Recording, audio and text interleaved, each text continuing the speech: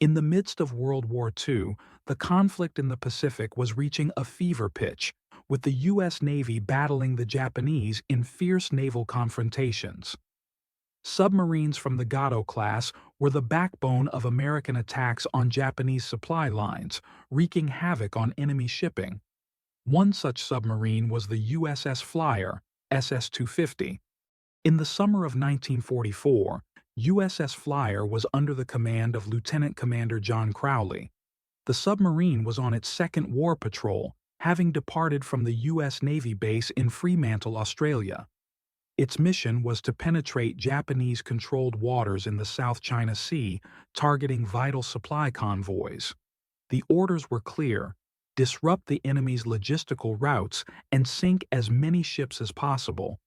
The USS Flier had already proven its worth in battle, sinking several enemy vessels during its first patrol.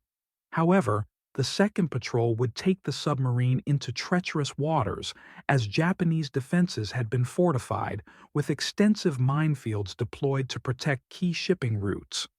On August 13, 1944, after days of navigating through enemy territory, the USS Flier approached the Balabac Strait, a narrow and dangerous passage between the islands of Palawan and Borneo.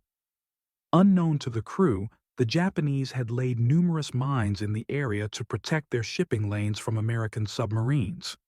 It was a sweltering day and the sea was calm. There were no immediate signs of danger, and the crew of USS Flier cautiously continued their mission. Then, without warning, a thunderous explosion rocked the submarine. The Flier had struck a Japanese mine, and the bow of the ship erupted in a massive blast. Within seconds, seawater began pouring into the submarine.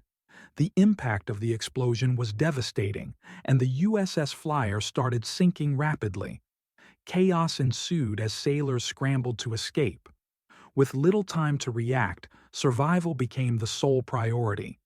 Out of the 86 crew members aboard, only 14 managed to escape the wreckage before the submarine disappeared beneath the waves. Those who were unable to reach safety perished as the USS Flier was swallowed by the sea, sinking to the ocean floor. The 14 survivors who managed to escape to the surface found themselves adrift in the middle of the vast ocean. Armed with only life vests and a few small rafts, they were stranded, far from any shore or rescue. The sun beat down mercilessly, and the waters around them were perilously rough. As hours turned into days, their numbers dwindled. One of the men, grievously injured, succumbed to his wounds. Dehydration, exposure, and exhaustion took their toll, but the survivors fought against despair, clinging to the hope that they might be found. After several harrowing days at sea, their prayers were answered. A U.S. reconnaissance plane, flying over the area on a routine mission, spotted the survivors floating in the water. Rescue operations were immediately coordinated, and the men were finally brought to safety.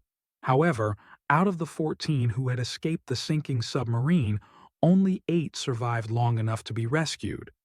The sinking of the USS Flier was one of the many tragedies the U.S. Navy faced during World War II. For the survivors, the experience would remain etched in their memories for the rest of their lives. Lieutenant Commander John Crowley, who survived the ordeal, returned to active duty and continued to serve in the war, but he never forgot the men he lost that night. It wasn't until 2009 that the wreck of the USS Flier was discovered, resting at a depth of around 330 feet, 100 meters, beneath the surface.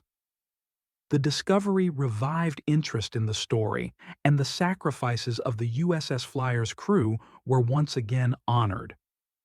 Conclusion: the story of the USS Flier is more than just a naval disaster. It is a testament to the bravery and endurance of the men who fought in the perilous waters of World War II. It is a tale of survival against overwhelming odds, of sailors who faced unimaginable terror and clung to life even in the darkest of circumstances.